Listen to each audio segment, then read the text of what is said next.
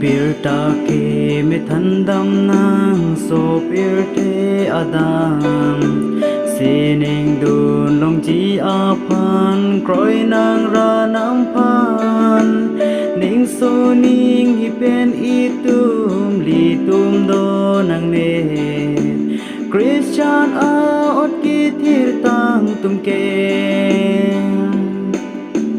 Christian a ot ki thir tang pu a tu man ke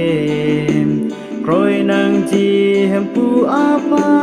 chi pi bi hek pen ro nang e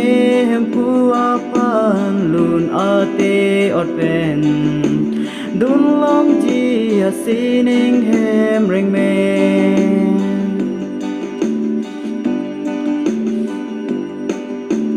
hem pu e phan e kang hon ko an a ke the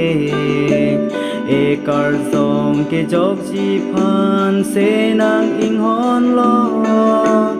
I tum ta ru thai lo nang hem pu chi su phan ning a rong pen hem pu phan ro nang Christian a ot ki thir tang pu a tu man ke kroi nang chi hem pu a phan chi pi bi hek pen ro nang e hem pu a phan lun a te ot pen dun long chi a sining hem ring me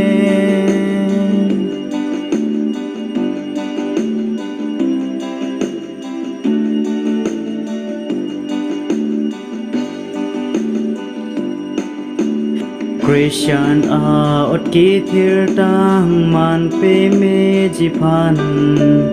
ning ar lo ki ter do an li chi ko bir nang pir the ki ju chi a por non te bo khet lom ning chi rui non o pa pi atum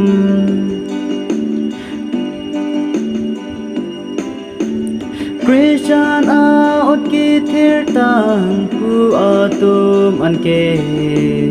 kroi nang chi hem pu a phan chi pi bi hek pen ro nang e hem pu a phan lun a te ot pen